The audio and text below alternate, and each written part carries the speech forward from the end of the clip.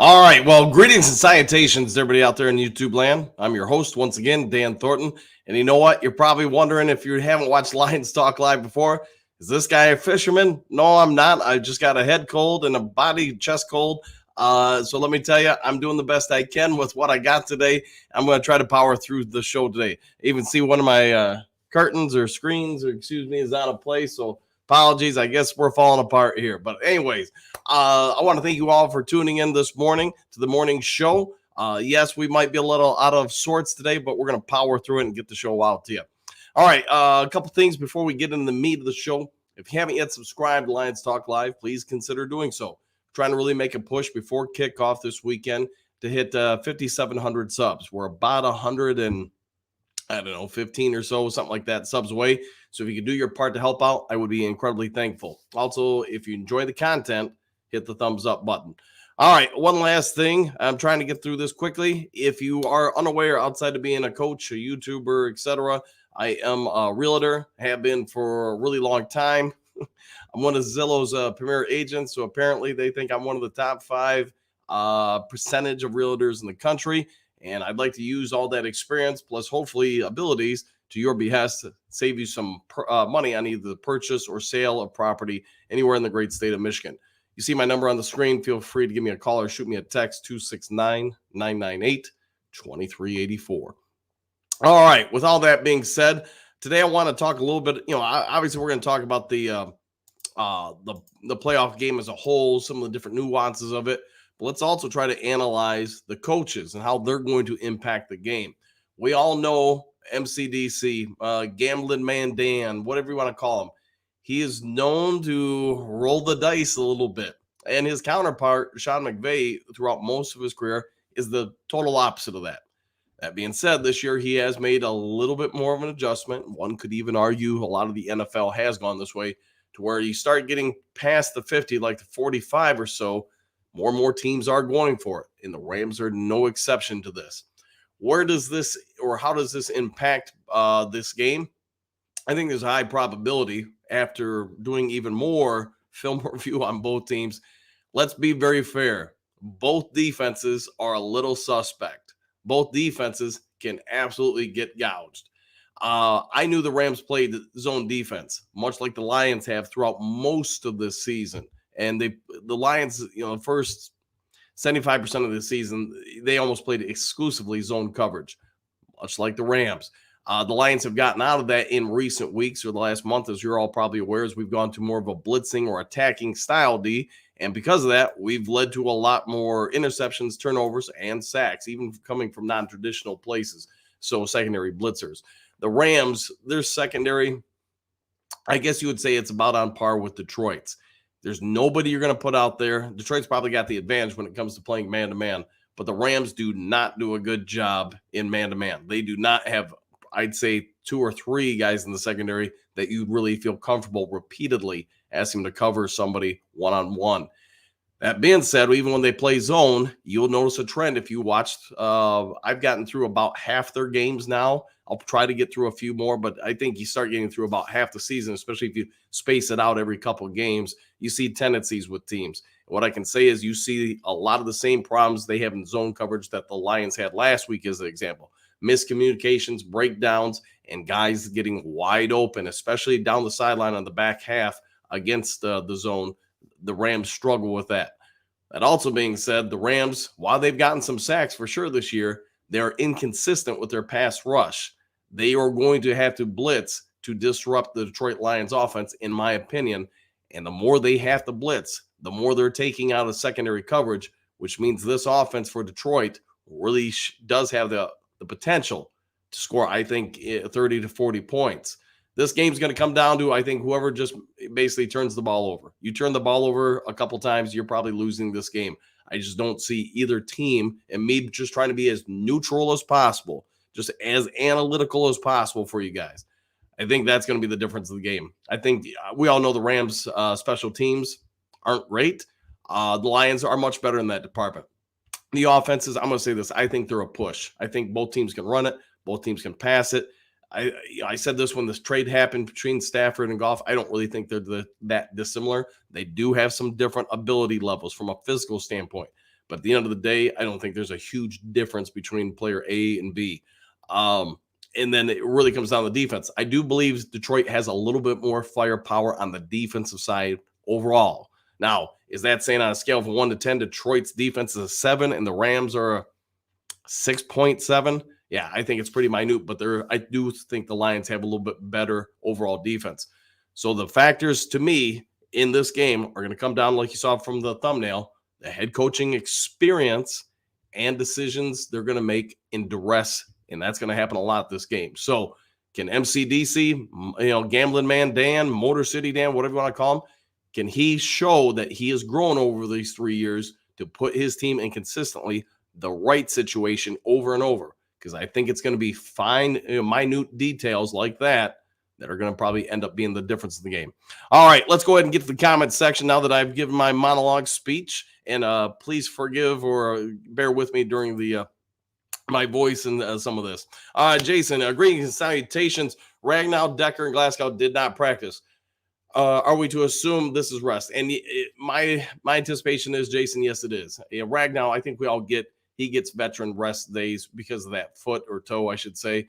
And I know Decker has been dealing with for a few weeks now some issues with, part of his groin muscle. So, yes, Glasgow, kind of the same thing. He's a veteran. He's been up there a while. They're trying to preserve him as best they can. So, yes, to your question, I do believe they'll all be on the field practicing probably today and tomorrow. They're not the only ones on the report that we should pay attention to, but we'll get into the rest as we go. Phil, doobie-doobie-doo, Dano, and thank you for that. I will be making the trek out on apparently tons of snow and lots of ice to the Circle K to see Bobby and get a Mountain Dew this morning. And, then I'm probably going back to bed. Michael, howdy, Dan, Lions faithful. Do the Lions defense run any combinations of man zone like basketball triangle and 2 or box 1? That's a really great question for me, Michael. One that most people probably don't consider a lot in a football sense. So here's your point. Do the Lions do it? Not really. But think back to like Thanksgiving and the game before that with the Bears. That's really what caused the Lions for a loop for that stretch. The Bears came out, and I know we've talked about it on the show, but they basically put both of their middle linebackers, or sometimes it was a linebacker, and they brought up a third safety and put them up there and played a spy right behind the line of scrimmage. They were dropping them, 5 to 10 yards, taking away that part of the field from Goff. Now, over the top of it, their secondary was all playing man-to-man. So that's, I think, as close as you're going to get to the equivalent of what you're referencing there. But that's a great question by you, Michael. The Packers did mimic it. The advantage that both Green Bay and Chicago have over, I think, the Rams and probably a lot of teams is they can generate so much pressure with their front four. They don't really need those guys to be ancillary blitzers or, get after the quarterback to generate pass rush. So that does give both those teams an advantage. It's also one of the reasons why, if we would have played the Packers, I think we would have had about the same mathematical chance to beat them as we do the Rams. I don't think there would have been a huge advantage one way or the other. One of the things I did like about the Rams matchup is that, yes, because they're going to have to rely on more people coming after the quarterback to get consistent pressure on Goff. That's going to help out this offense as long as you take care of the ball, you hit on the routes, and make the right calls. But that's going to be true in any game. I like the defensive matchup that the Rams provide for Detroit a whole lot better than I do Green Bay. That also being said, I know most of you know the Sarge, Tony Libretto. We were talking yesterday. My prediction is in the NFC Championship, it's going to be Detroit versus Green Bay, with Detroit going to the Super Bowl. Yes, you heard it here first, whatever you want to say, but I do think we're going to pull this one out. I do think Dallas loses at home to Green Bay. I do believe Green Bay is going to upset San Francisco in San Francisco. I just think Brock Purdy is going to struggle a little bit more than people realize. It's my opinion. We'll see what happens. Maybe 49ers win by 50, but that's my prediction for the playoffs right now as far as the NFC. Phil, how do the Lions stop Stafford? Question mark. He's so experienced. There's not much he doesn't know how to beat. He controls defenses with his eyes. He does. And so anybody who's going to face the Rams offense is going to be in a bad spot because of what you just point out, Phil, because they're skilled players, because their offensive line, unlike the Super Bowl years and some of the final years for Goff, excuse me. Their offensive line has gotten a lot better, but it's gotten a lot better in run blocking. They're a lot bigger. They're more physical. Their pass blocking, I still think, is suspect. I think we all know that they have a backup in at left tackle. Now, I don't remember his name offhand, but he is playing pretty well. He does a pretty good job. Give him credit. But I do believe there is some potential for the Lions to not have to blitz as much as they have in the last month.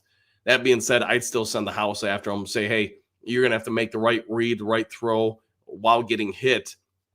Let's say he drops back to pass, 28 to 34 times. Then I want hits on him at least 70% of the time. I want him to get into the turf. And it's nothing disrespectful of Matt Stafford. It's not any kind of, man, you used to be the quarterback here, I want you to burn. It's nothing like that at all. I just want the cumulative effect. I want my team to win.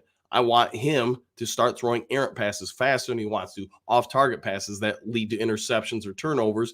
And that's really been the Lions' formula to try to mask their deficiencies the last month or so. So, Phil, I guess the answer would be I think that's the only way you're going to be able to get some stops on them. Bit Lady, good morning, Coach and Do Crew. Go Lions. I am back from the family vacation. Well, welcome back, and hopefully you had a great one with the family, Bit Lady. So enjoy. Hope you enjoyed it. Jason, the Rams have lost all 3 games when allowing 50 yards and a tight touchdown to tight ends. Time to step up. Yep. And I know people are going to ask today, just to add to that, Jason, about Laporta. I think today's the big tell. As probably most of you are aware from the practice report yesterday, Laporta did not go. He did do some walkthroughs, but nothing as far as actual practice. He was a NP, or no participation, non-practice, whatever you want to call it. But the one I was encouraged by was James Houston. He was a full practice. So I do think this. I'm sticking to what I said. I think there's a real good chance he plays this weekend. I do believe we're probably not going to get anything official till probably Sunday. Unless he really has some sort of stumbling block where Friday there's just, they make the determination Laporta just flat out can't go. We'll hear about it Friday after practice or right around that time. But if we don't have that from the Detroit Lions medical staff and coaching staff by Friday, then I think, unless he trips over a rock or something like that, does something just really, further exacerbate the ligaments and the knees recovery, then I do think he's probably playing Sunday on a limited basis, probably more in the start of the game where you got him all warmed up, freshened up, and et cetera. And then maybe again in the third quarter. And then, I think as the game wears on, that might be where the problem lies with him. All right, Robert. Good morning, Dan and crew. Hey, Dan, do you have your snow shovel all polished up for tomorrow? I do, and I am aware that, around here, just looking outside, it's getting bad out. But you know what? We're gonna have a blizzard. Winter finally showed up, and I'm really anticipating probably not having a lot of responsibilities this weekend as far as going out to do anything, because I'm gonna imagine most of this side of the state is gonna be shut down for a few days. All right, Robert, greetings to Bobby at Circle K. I will tell her you said hi, Phil. I will do just that. You should have her on the show sometime. You know what? I'll talk to her about that. I'll see if I can do a quick live and see how she responds.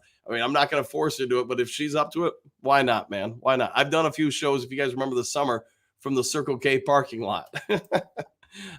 Jerome, hey, Coach, hope you're feeling better. I'm getting there, but definitely you can feel a lot of the congestion and stuff coming up and coming out. So I'm sure just a couple more days and I'll be good. All right, Phil. Yep. All right, we'll go with that. Yep. I'm hoping I'm feeling better too. Yeah, hopefully sooner versus later. All right, Michael, question. What's your opinion on this game's keys to victory? Third downs, red zone, turnovers, trick plays.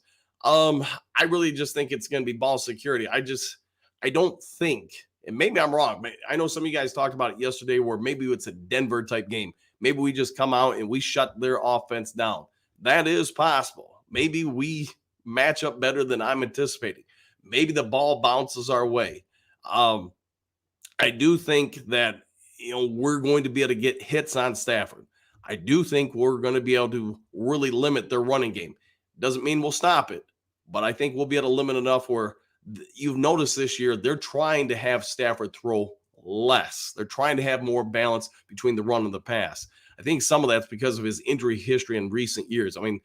Be honest, when he was here or when he's in LA, The guy's put his body through it for both teams. He's been a warrior out there, but that doesn't go away. You can heal it up, but at the end of the day, that tread never comes back fully on the tire. You might just repair the tire or patch it up, I guess, whatever reference you want to make. So I'm going to say ball security, getting stops on third down. That's going to be true with both teams. They're going to both be trying to do it. So if you can keep long drives going, keep the other team on the sideline, and put more and more pressure, especially in a playoff game. Lions get up 10, 14, 21 points, God given. That puts a lot of strain and stress in key moments on the other team. We all know not everybody handles pressure well. Stafford, I love the guy to death. I don't love him Sunday. Why? He's the opposing quarterback. It's nothing disrespectful, but I could be playing against my mom. You know what? I love my mom, but if she's the quarterback for the team, I'm going to probably try to put her on the dirt. And that's, I think, that what it comes down to. Can you get Stafford to make a few mess-ups in those stressful moments that really push the game from being close to not close? If you do that, I think my prediction's looking better and better then. For the postseason, that is. Jerome, hey, Coach, in the NFL, can players get in trouble for things they write on their Twitter accounts? If so, and if true, aren't they entitled to free speech? It is, but just remember there are some parameters on free speech. So, like, you can't go into a theater and, start screaming fire, fire, fire, or you can't go on an airplane and yell, this thing's going to blow or whatever. There's some parameters on it. Now, while it is true we all have free speech, you go on Twitter or, X, whatever it is nowadays, on MySpace or whatever, and write stuff. Just remember, you got to be accountable for what you write. So you are the employee of one of the biggest companies in the United States, let alone the planet. Your employers might not always appreciate what you write. So I would just put it this way, Jerome. If it was me, or if I was advising an athlete or client, I would just put it this way. If you think you're at the top of the food chain enough where you can get away with writing whatever you want, go ahead and do it. If you feel like you're average or easily replaceable, or somebody else is pretty close to you who ain't going to write that, you do it. You're running the risk of being unemployed come later today. So you do have the right, but just remember it comes with a cost. All right, Michael, greetings and salutations, Coach and Duke crew. If the defense stops the run, the secondary bends and does not break, pressure Stafford, get a turnover, the Lions win 28-24. Go Lions. Michael, I think we're pretty close on the same page. I think it's really going to be a close game. I'm just anticipating, because of the noise factor, some of the ancillary environments. I think we do get one or two bounces of the ball, whatever you want to say, to go our way, and that's why I'm calling for a 10-point win. I think it's probably going to be a close game throughout 85% of this game, but we're going to have one break that goes our way, and we get the win. Been wrong before. All right, Detroit, Matt, what do you got? Good morning, all. James Houston was full practice yesterday. Woo! Detroit versus everybody. Yeah, and I was incredibly ecstatic to see that. Now, if he follows that up today and then Friday with full participations, let me tell you, a full practice, he's going to play. How much? We'll wait and see. But I will say this. The guy can get to the quarterback. And yes, he's going to have some rust. But if you can get him, if nothing else, when Hutchinson flushes Stafford, gets him to step on the quarterback or gets him to step out of the pocket, do you have somebody like a Houston that can now clean him up, or Lee McNeil? Vice versa, if Houston can force the flush, is he flushing them into somebody else like Hutchinson to clean it up, or a blitzer? That's going to be the big stuff. And I'll just say this: our team says, I get we're all going to be bemoan Laporta being hurt, but outside of that, this team and Khalif Raymond, this team's as healthy as realistically the vast majority of teams in the playoffs. Khalif Raymond, it's unfortunate, but you know what? He went in on that play and got hurt because they were trying to protect St. Brown. At the end of the day, you only have so many guys you can take off the field. Khalif Raymond was the number fourth string receiver. He went out there and got hurt. Laporta got hurt, might be able to play. But that defense is looking pretty healthy, pretty fresh too. We might just get a good performance out of them at home. So Detroit, Matt, I'm with you on that. All right, Jason, lining up receivers in motion creates challenges defensively. We will see J-Mo using his speed to create mismatches. That's a good point there, Jason. So remember what I said, that the Rams, the vast majority of their secondary is going to be in zone coverages. Now, by putting someone in motion, you're going to give a lot of tells pre-snap to the offensive line and obviously the receivers, tight end, running backs, and Goff himself as to where the probable holes in first and secondary reads will be. I feel bad for LA in this, that they've done a great job turning the franchise around, getting some real value out of stuff. I also do think, watching them on tape, their secondary is very suspect. They've done a great job from a coaching schematic standpoint, trying to hide some of their faults. But I do think by putting some people in motion, you're going to put some real stress on that secondary, especially under pressure. Goff in this offense keeps going out and scoring or having long drives. You're going to see the mental stress on that secondary more and more. And you're going to see guys probably start breaking down more and more in communication. People are aware you win or go home. People are aware if they're getting burnt and picked on. And that's when they sometimes start trying to do too much. I see this guy out of position. I got to try to cover for him. And because of it, now you've got 2 or 3 people out of position. That's one thing I know I can talk to my players about all the time. I got to imagine every coach does. It's partly human nature. When you see somebody constantly, I shouldn't say constantly, but making an error, you can't try to bail them out, because now you are just creating further duresses on the defense. So hopefully that makes some sense to you. Drake Green, salutations all. Will the weather affect the Rams traveling to Detroit for the game? That's a real good question there, Drake. It is very possible. I'm not privy to when the Rams were departing or are departing LA. If it's tomorrow, which, to be fair, would be about the norm.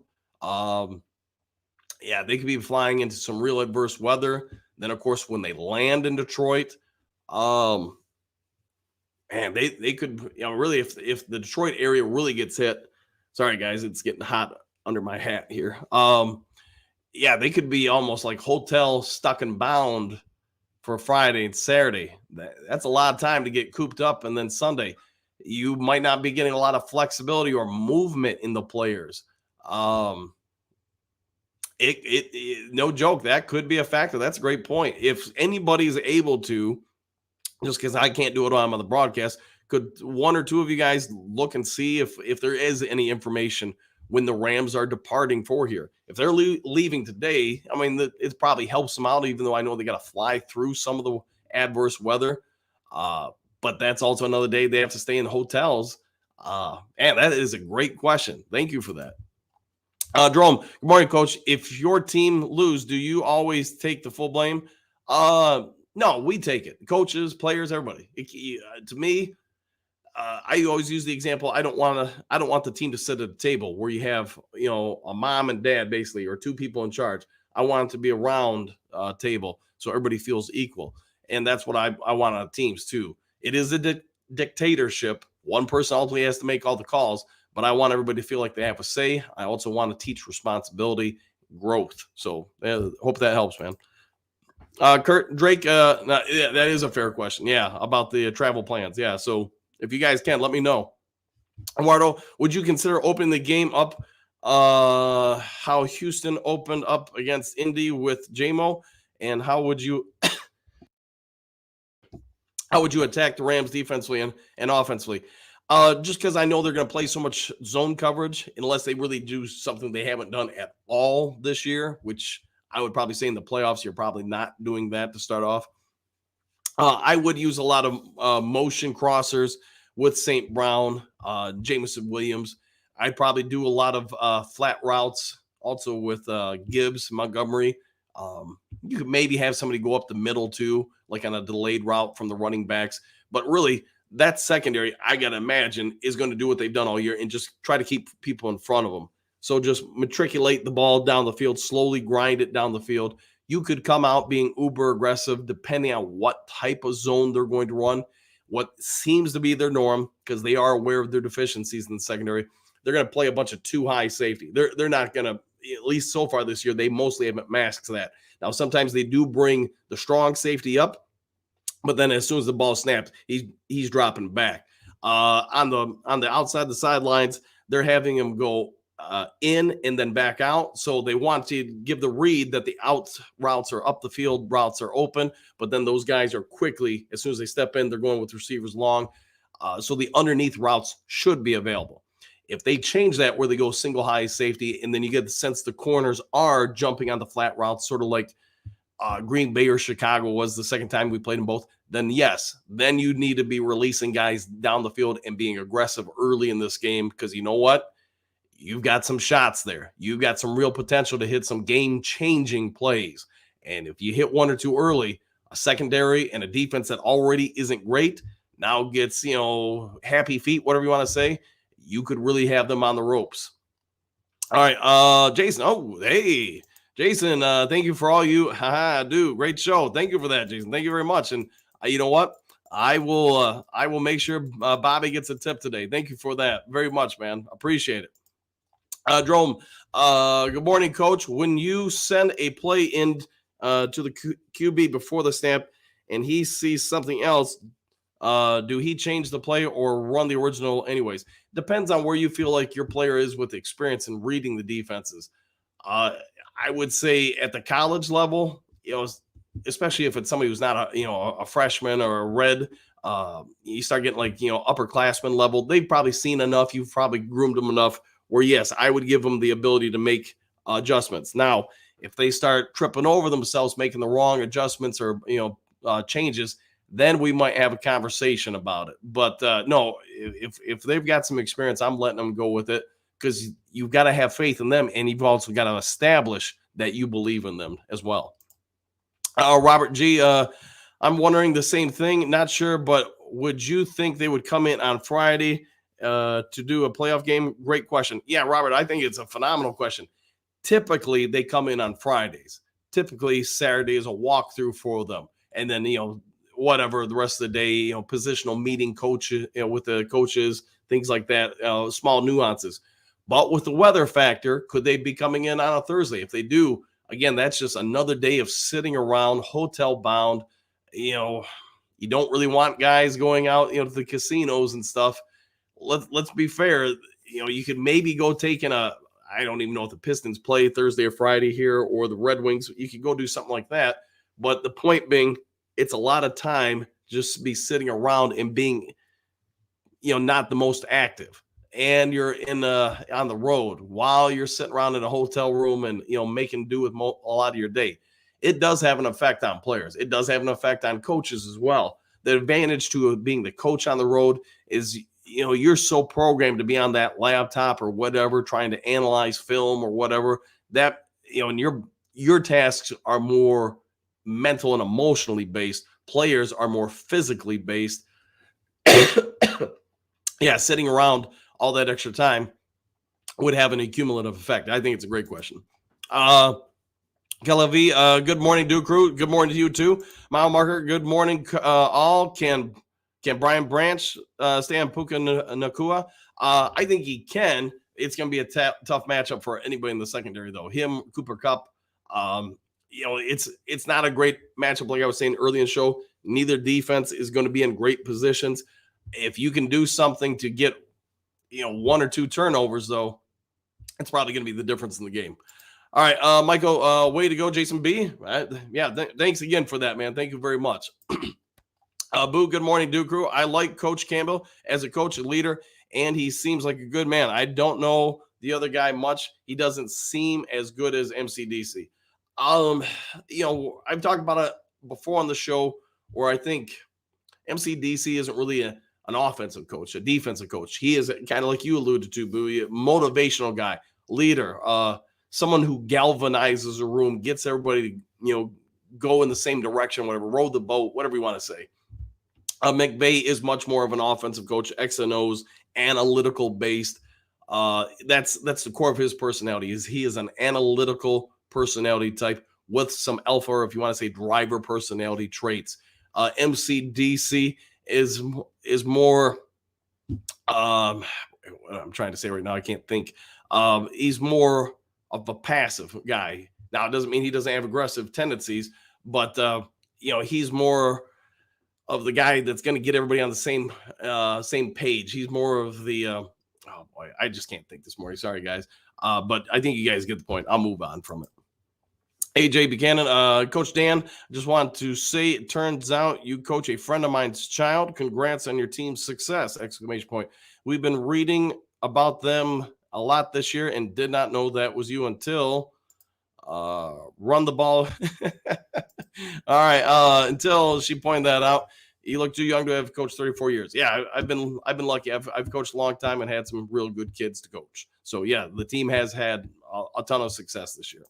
All right, Robert, run the ball, boys, run the ball. Yeah, and I got to imagine, Robert, you're going to see that come from MCDC a ton. He's going to come out. I mean, both teams are going to try to do it. They're going to try to establish the running game because how much it will impact and put both defenses in bad positions. You know, if the Rams come out and they are gaining 3, 4, 5 yards of carry, our defense is in a world of hurt, no different than theirs, because our both teams' secondaries, Detroit has a better overall secondary. Yes, I would say that. Is it vastly better? I'd probably say no, but it is better for sure. And the more they have to commit guys to the run, that's just going to open up the play action pass. You're going to see them, especially early in the game. I'm going to anticipate McVay is going to have Stafford do a lot of play action rollouts. He's going to try to alleviate pressure on Stafford and isolate half the field for him to throw into. He's also got the arm to throw it to the backside. So what does this all mean? Here's your offensive line of scrimmage. Play action, rollout, and I'm just going to say he goes this way. He's going to try to isolate Kupp or Nakua or somebody on the sideline versus our secondary in a one-on-one situation. That also means as he rolls out this way, you're probably pulling in their tight end and a shallow crosser across the middle. Again, trying to negate some of the pass rush on them and, make the reads simpler for them. The last part, and this is where Stafford has an advantage over Goff, as he rolls out to one side, it is a tendency, especially against zone coverages, where if you isolate on one side, you're also drawing a lot of the zone coverage towards you, which leaves the backside, opposite side sideline, usually somebody one-on-one with them. Hate saying that only for one reason. That's why I started laughing, is because the last time the Lions had a home playoff game was 93, and that game ultimately came down to one play by Brett Favre going against zone coverage.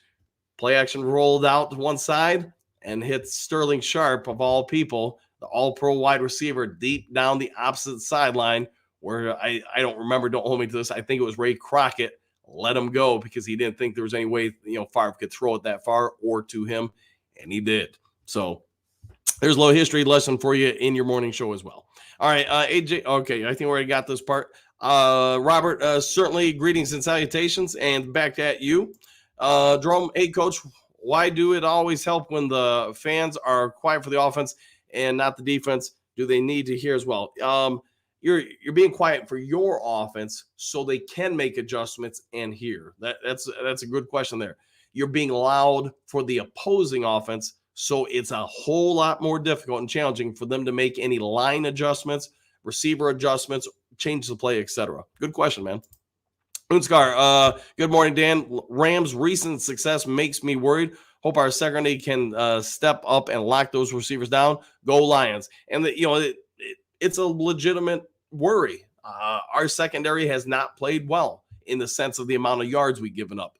Now, with all that being said as well, you look at what we did against Denver, twice against Minnesota, and Dallas. We've given up yards, but we've also forced more sacks, stops on third downs, and turnovers.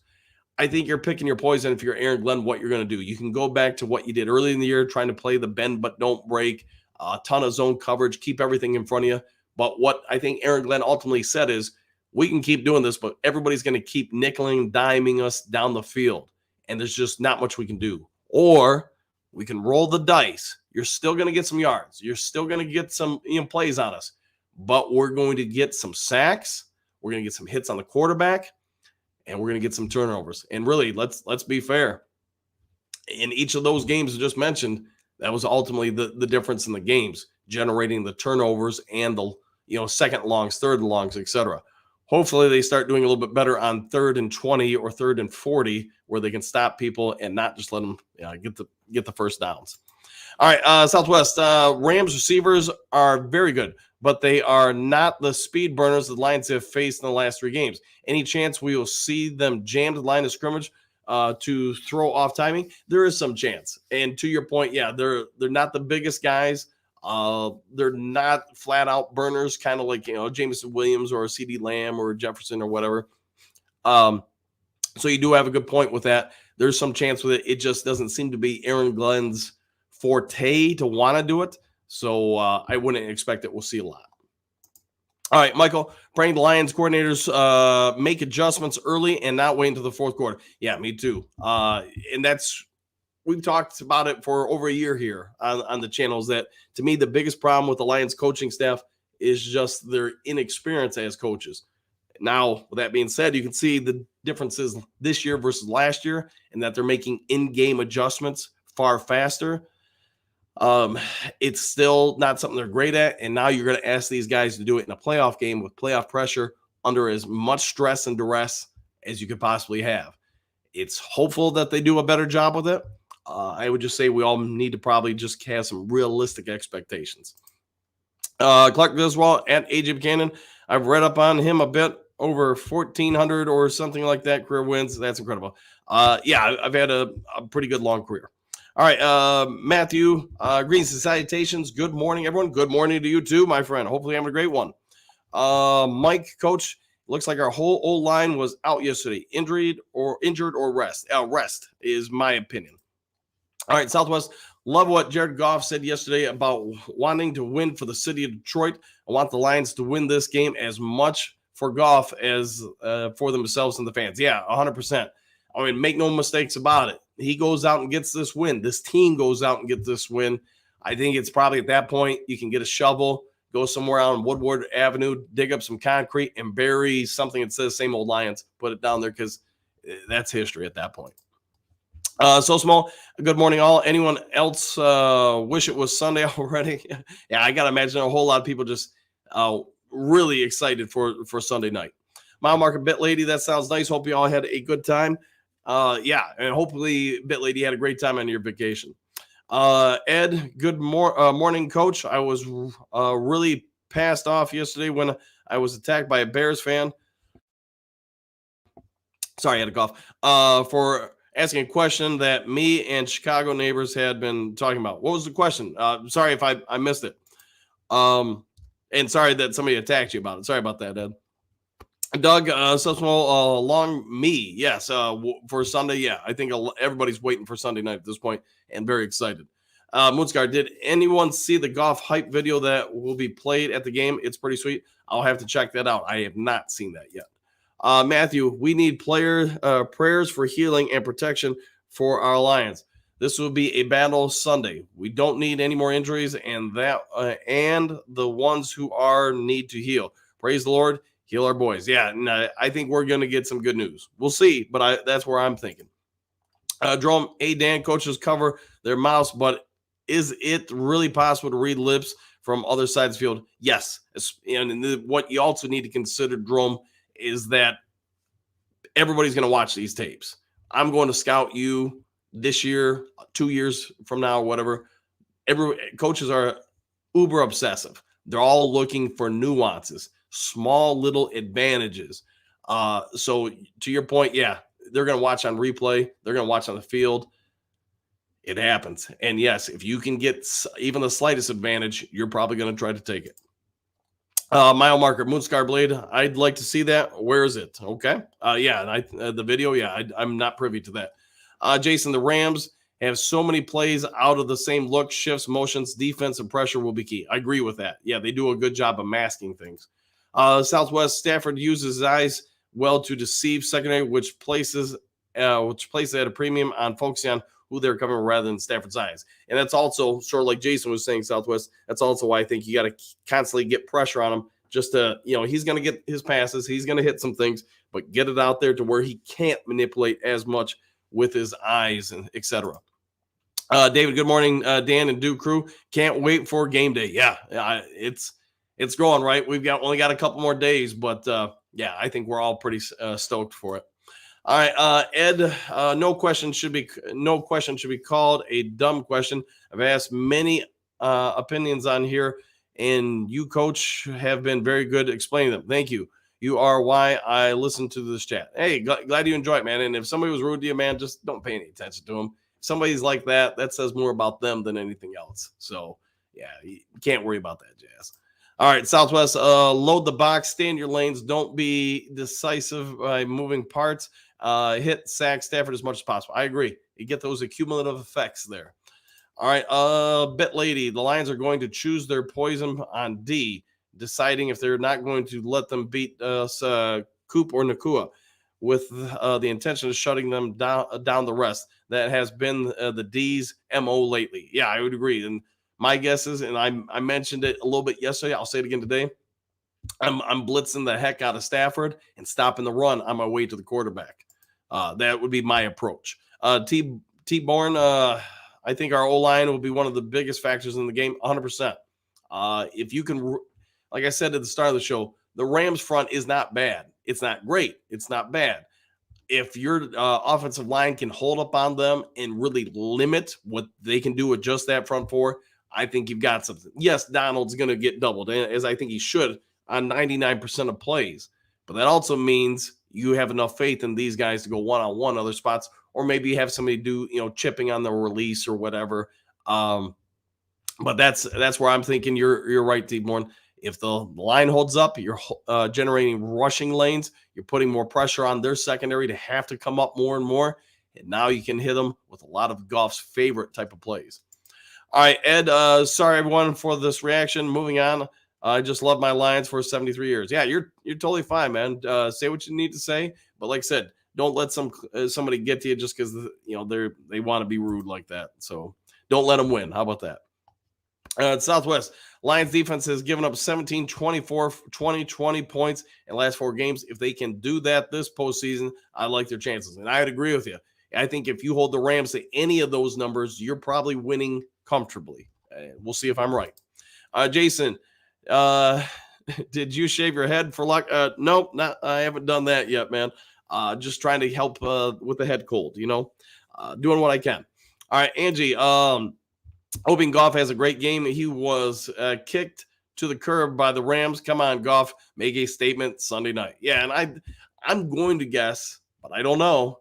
I'm going to guess if the Rams could revisit that trade, they might not make it. And hey, you won the Super Bowl and stuff. I get all that.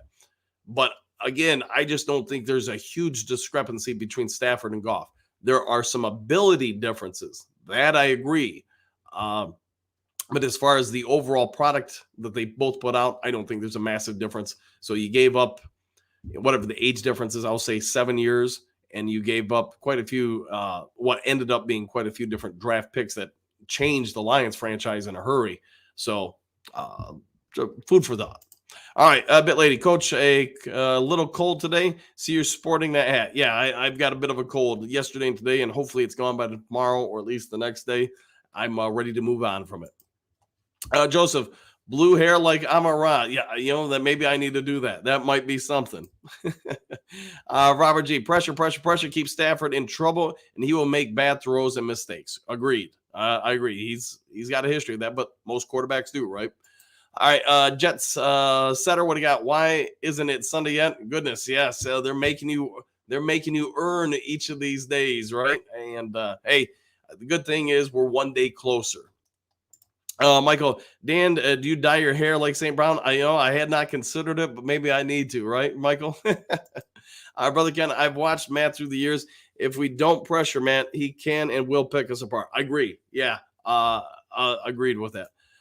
Phil, Dr. Daniel Thornton, extraordinary. It happens, man. All right. John King, and thanks for that, Phil. Thank you. John King, I think the Lions and Green Bay are the teams nobody wants to play. We will be okay. Yeah, and you heard my prediction probably, I'm guessing, John, at the start of the show.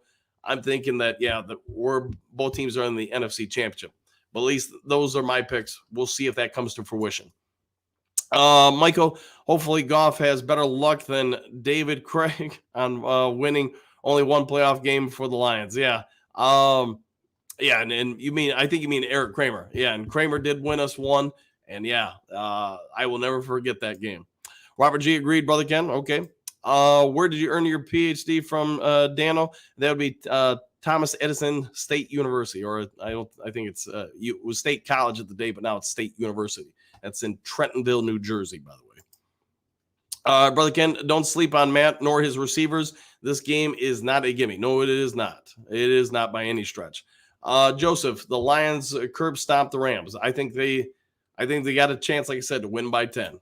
No plan band. The LA Sheep have the worst rated special teams unit in the league. Maybe JMO number 9 should be handling the kick and punt returns. I know the coaching staff is talking about who to handle what. They're going to make some adjustments, obviously, with Khalif Raymond out. It'll be interesting what they do out there. I have no idea if they'll put JMO back there, but they're going to try to use that to their advantage, like you're pointing out. No plan. TaylorMade Media, the Rams and Lions seem to be, quote, twins on D. Raheem Morris is also in year 3. I agree with you that the winner has to have a turnover and exceptional special teams. Yeah, and that's where I think the special teams, I think we all agree that's where the Lions do have a clear advantage. The rest of the offense and defense, I don't think they're that ultimately dissimilar. Brother Ken, Lions fans at Ford Field, get loud.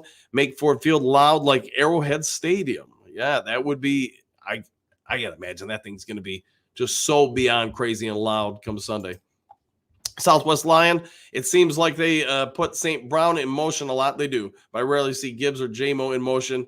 That I think is a missed opportunity since both Goff and JMO have elite, since Gibbs and JMO have elite speed. I agree with that. That's something they maybe are working on for this game. Robert, just my opinion, but James Houston will have a huge impact in this game. I hope you're right, because I think he is the problem for the Rams, and hopefully you see what I did there.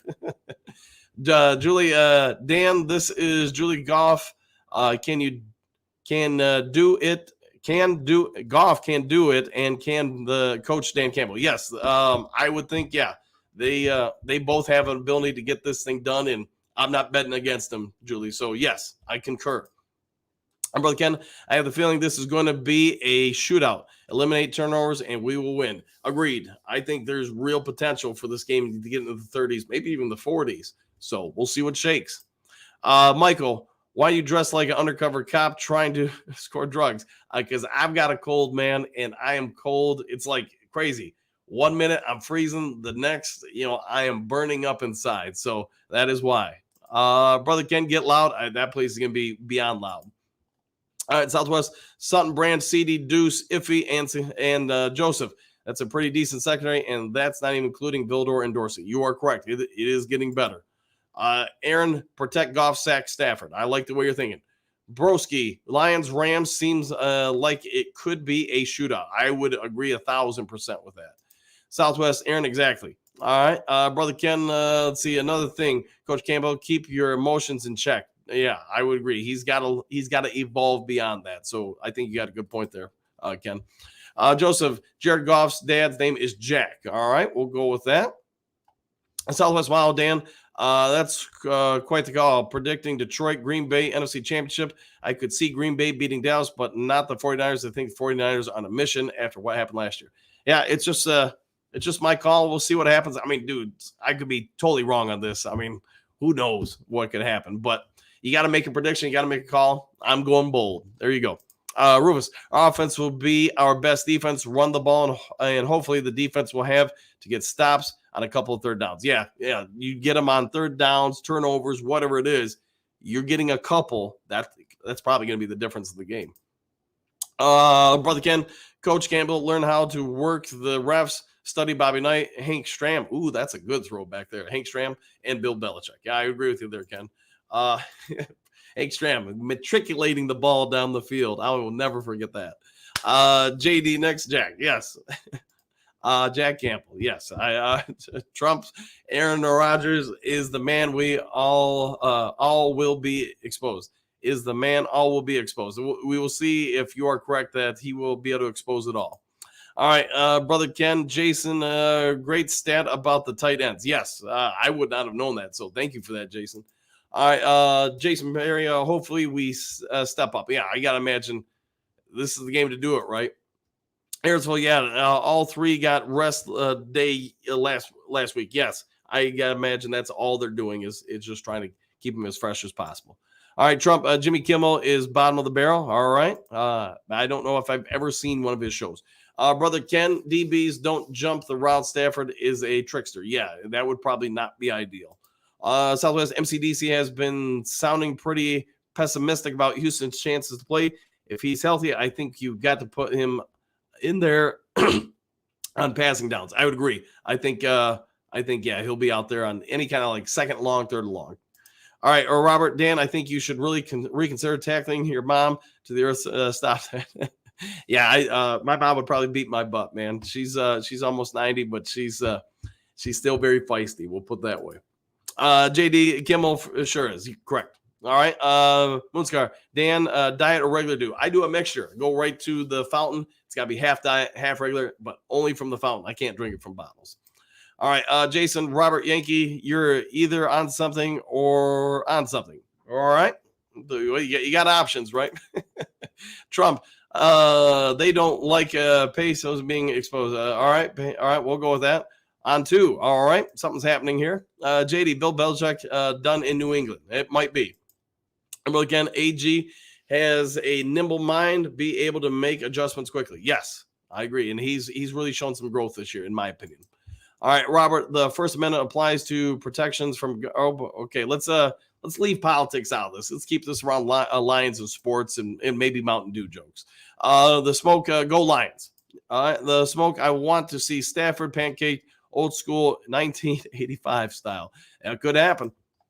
One Funky Jerome, they have contacts that have wording that say they can't say certain things anywhere. Yeah, the NFL tries to give players, a crash course on how to protect themselves and the shield. So they try to help them out. The smoke, William Perry pancake. Okay. Okay. All right. There we go. All right. Max, we need to, all right. Let's try to keep it non-political in here. All right. Green Salutations coach and Lime Green Squadron. Sorry to hear that your health coach, hopefully your do is still solid. Oh boy. I believe if we can stop the run, turn them into a pass-only team, we have a chance. I would agree with that. Make them one-dimensional. Bet lady, somewhere in the playoffs, we're going to see a trick play with Gibbs making a pass to somebody. If he's available, I remember Ben saying Gibbs can do a lot of things and would not reveal the cards. You could be onto something there. Very much so. Retired Fire 66. Morning, Dan. Hope you get over the crap. Yeah, Green Salutation. Thanks for that, by the way. All on the great channel. Thanks for doing this, Dan. Go Lions. Big Bear of Bay City. That's are you guys getting hammered up there like everywhere else? I gotta imagine you guys are experiencing some winter. Robert, respectfully disagree. Private business. Okay. Max, snow didn't affect Buffalo last year. Yeah, this is true. All right. Jason, what are the chances Branch and CD can neutralize Kupp from the slot? Neutralize that I don't know. Negate some of his abilities, yes, but I don't think you're going to totally stop him. You're going to have to pick your poisons. Retired ball control will win this. 150 yards rushing. I like the way you're thinking. Taylor made matriculate the ball down the field. Hank Stram, yeah, one of my first remembrances of NFL football. Smoke, let's go Lions. Let's go Lions. Let's go Lions. Super Bowl 58 bound. I like the way you're thinking, Smoke. Server. Hello, everyone. Just wanted to go back on the bug situation. Did not like the way Dan C dismissed him. Do not think it would have rubbed off the other players. L. Taylor hangover just about every day. Okay. Lawrence Taylor did have a hangover, probably more, just about every day. When you're that level, you probably get away with it. Bugs, at least with this coaching staff, and it is 2024 versus the 80s, early 90s. Yeah, it's a different world, man. Alan Steele, what do you got? I feel the special teams will win the game. What's your thoughts? It will definitely play a factor. It definitely is going to play a factor. Server. And Bobby Lane, best friend was called Whiskey. He did enjoy it, from my understanding. Sell Your Light podcast. Good morning and shout out from Detroit. 313 third all day, every day. Well, good morning to you too, and hopefully having a great one over there. Hooker, no need for a hooker this week. All right, let's hope let's hope we remain hooker free during this game. Perry, what do you got? If we can stop the run, Stafford will throw a pick or two. I think there is some probability for that for sure. Brother Ken, Silver Server, Bugs had to go too emotional, low impulse control, inconsistent play. There's a lot of factors pertaining why he was probably not retained by the staff. Jeff, thanks for a daily morning dew fix. Hey, anytime, more than happy to help you out there, Jeff. T-shirt coach, it's dew 30 over here. Cheers. Yeah, it's about to be here. What's your take on Kelly Stafford's drama? I think she's a hypocrite because she said she'd root for Detroit when they aren't LA's opponent. You know, people get emotional. They say things. I don't have any disdain for the lady. She's a ride or die. You come after one of her people, she's coming after you. I have respect for it because of that, because you know what? If you are somebody she loves, has, trust, faith for, whatever, she's going to do everything she can to protect you. So, we should all be so unlucky to have somebody like that, right? So, if she wants to use that as fuel against this Sunday, then you can go for it, man.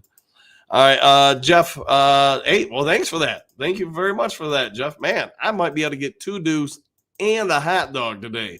So I am going for it. Thank you very much. Thank you both for that. Thank you very much for that. That was very kind of you. CJ, have a good day, Sir Dan. Thank you for that, CJ. Hopefully you have a great one too.